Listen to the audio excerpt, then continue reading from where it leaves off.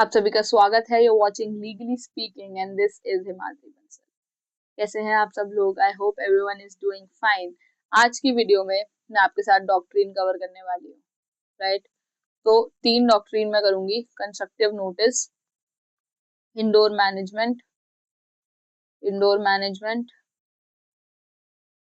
And ultra vires. ये तीनों की तीनों डॉक्ट्रिन हम इस वीडियो में कवर करने वाले हैं। चलिए शुरू करते हैं। सबसे पहले doctrine of constructive notice. Doctrine of constructive notice एक लीगल प्रिजम्पशन है। हम ये मान लेते हैं, ठीक है, that operates to protect the company from outsiders. इसके प्रोविजंस कंपनी को प्रोटेक्ट करते हैं। सबसे पहला पॉइंट, इसके मतलब और लीगल बेसिस देख लेते हैं। कंस्ट्रक्टिव नोटिस इंप्लाई करता है कि हर एक वो इंसान जो कंपनी के साथ डील कर रहा है उसको कम से कम कंपनी की बेसिक नॉलेज तो है about its public documents. Public documents मतलब एमओए एंड एओए। कम से कम उस बात की तो इसे जानकारी है। For every person who is dealing with the company is at least presumed to have the knowledge of MOA and AOA. Primary public documents जैसे कि memorandum of association and articles of association, जिसके बारे में हम पहले ही बात कर चुके हैं, जो रजिस्ट्रार ऑफ कंपनीज में फाइल्ड है, वो पब्लिक इंस्पेक्शन के लिए अवेलेबल है, ठीक है। और आप अगर कंपनी के साथ डील कर रहे हैं तो ये माना जाता है कि आपको उनकी नॉलेज है। Whether or not outsider has actually read documents is irrelevant. Law assumes that they have not only read but also understood. आपने असलियत में पढ़ा है या नहीं पढ़ा है वो इररेलेवेंट है हमारे लिए। हम ये मान के चलते हैं कि आपने पढ़ा तो है ही और आप उसको जानते और समझते भी हैं। तो there proper meaning, application and nature आप समझिए कि ये नेगेटिव डॉक्ट्रिन है, यानी कि it is in favour of the company and against the outsider, right? इसका कॉन्सिक्वेंस क्या हुआ? इसका कॉन्सिक्वेंस हुआ कि अगर कोई आउटसाइडर किसी भी कॉन्ट्रैक्ट में आता है कंपनी के साथ that is inconsistent with or ultra virus with the company as defined in its MOA or AOA, outsider cannot enforce the contract. आप समझिए बात को कि अगर एक कंपनी है, if there is a company A which produces stationery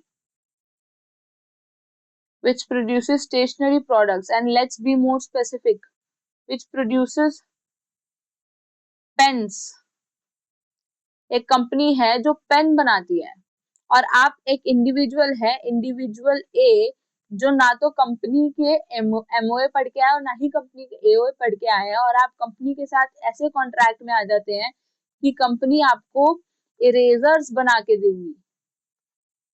तो erasers बनाना तो कंपनी के ऑब्जेक्ट के बाहर है, और कंपनी ऐसा कोई एक्ट नहीं कर सकती जो उसके ऑब्जेक्ट के बाहर है, क्योंकि वो अल्ट्रा वायरस हो जाएगा, राइट? तो फिर आप इसको जाके ना इम्पोज नहीं करा सकते कोर्ट में।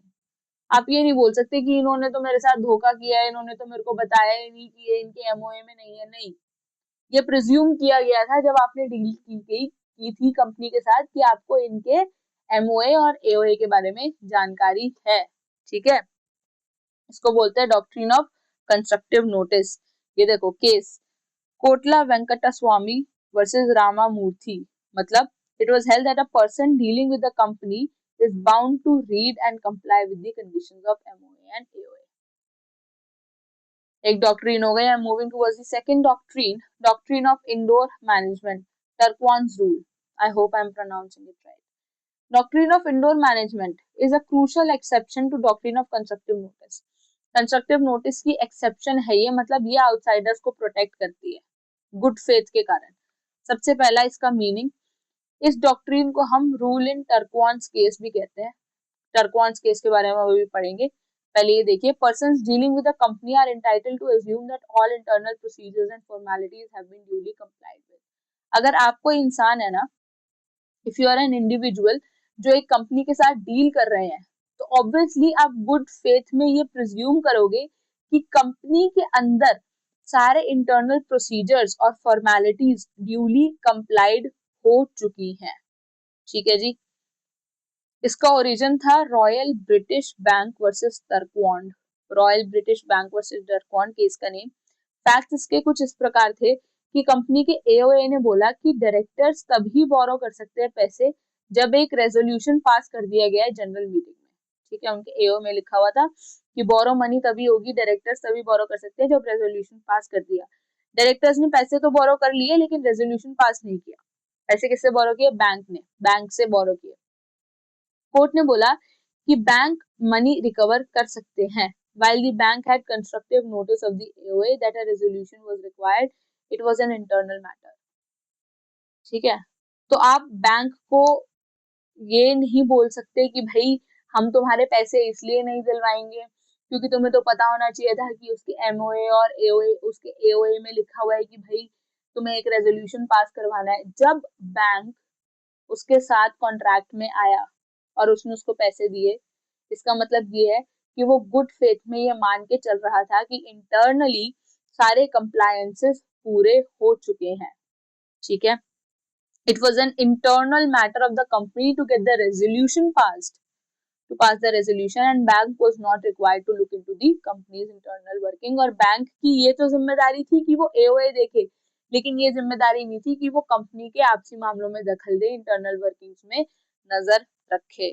ठीक है, तो इसकी इम्प्लीकेशन ये हुई कि आउटसाइडर्स को प्रिज्यूम्ड तो आउटसाइडर्स को इतनी जानकारी तो होना चाहिए कि उनके एमओए और एओए में क्या है, लेकिन उनको इस बात की जानकारी होना आवश्यक नहीं है, रिक्वायर्ड नहीं है कि उनके इंडोर मैनेजमेंट में क्या चल रहा है, इंटरनल वर्किंग्स में क्या चल रहा है।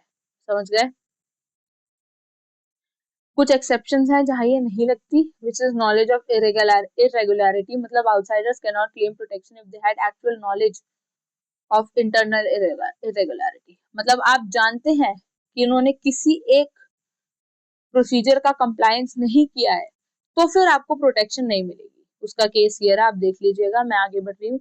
सस्पिशन ऑफ इरेगुलरिटी, अगर आपको किसी भी सर्कमस्टांसेस में अनयूजुअल या फिर सस्पिशियस बिहेवियर लग रहा है एज टू इनवाइट इंक्वायरी, और आउटसाइडर ने इंक्वायर नहीं किया है और रिलाई कर दिया कि चलो डॉक्ट्रिन तो है, डॉक्ट्रिन के अंदर बच जाएंगे, क्या हो गया, चलो चलते हैं, तो outsider is expected to act reasonably, outsider is expected to act reasonably।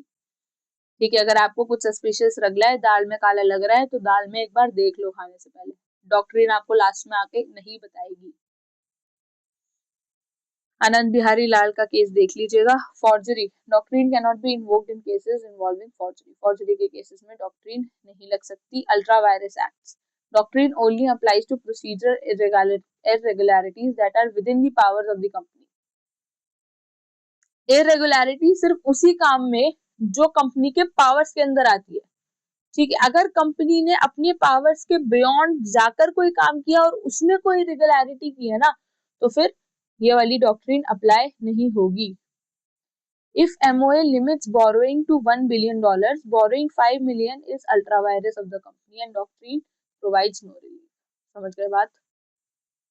आओ फिर लास्ट डॉक्ट्रिन पे आते हैं, डॉक्ट्रिन ऑफ अल्ट्रा वायरस। ये एक फंडामेंटल है to the company's capacity to act. जब मैंने आपको क्या पढ़ाया था, जब मैंने आपको एमओए पढ़ाया था, तब मैंने आपको बताया था कि ऑब्जेक्ट के, कंपनी के कुछ ऑब्जेक्ट्स लिखे होते हैं मेमोरेंडम ऑफ एसोसिएशन में, अगर वो उससे बाहर जाती है तो वो अल्ट्रा वायरस हो जाती है। आओ इसको इंग्लिश में पढ़ते हैं। The term ultra vires is Latin for beyond the powers. In company law, an act is ultra virus if it is beyond the scope of powers granted to the company। जो powers company को grant की गई है, अगर वो उससे बाहर जाकर कोई भी काम करता है, अपने फंडामेंटल चार्टर से बाहर जाकर कोई भी काम करता है, तो वो अल्ट्रा वायरस हो जाता है। और सारे के सारे अल्ट्रा वायरस काम क्या होते हैं दोस्तों? वॉइड। ठीक है जी। Powers are generally defined by the object clause. Object clause में जो बताया गया है वहीं से पावर आती है।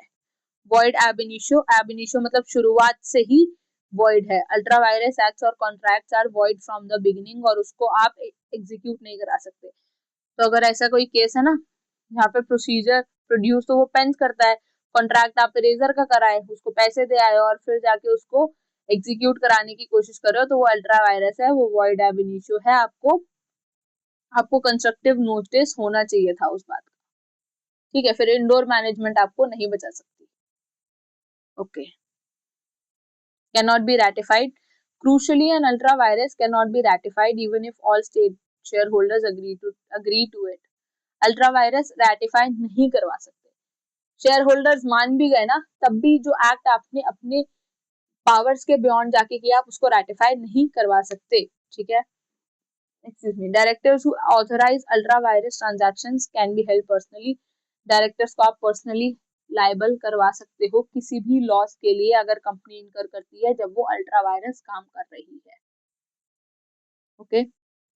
Injunction: any member or creditor may obtain an injunction from the court restraining the company from entering into an ultra-virus transaction.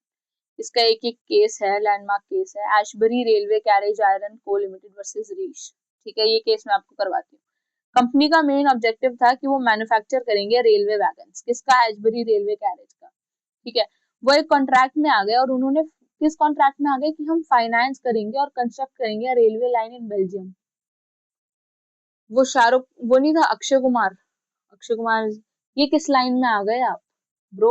This is not your, this is not your object, this is beyond the powers, ठीक है। आप manufacture और cell करिए ना railway wagon, आप कहाँ finance और construct करने लग गए रेलवे लाइन बेल्जियम में। इनके एमओए में ये बात नहीं लिखी गई थी। हाउस ऑफ लॉर्ड्स ने बोला कि भाई कॉन्ट्रैक्ट जो है वो अल्ट्रा वायरस है एंड देयरफॉर वॉइड, ठीक है जी। Distinction between types of ultra vires the company मतलब void, ultra virus the directors but within the powers of the company, can be ratified by the shareholders। सबसे पहले ultra vires दी company मतलब company के object से बाहर है तो completely void हो गया, फिर शेयर होल्डर्स भी उसको रेटिफाई नहीं करा सकते। Ultra vires by the directors, director की पोजीशन से बाहर है लेकिन कंपनी करा सकती है तो फिर वो वॉइडेबल है, यानी कि रेटिफाई हो सकता है।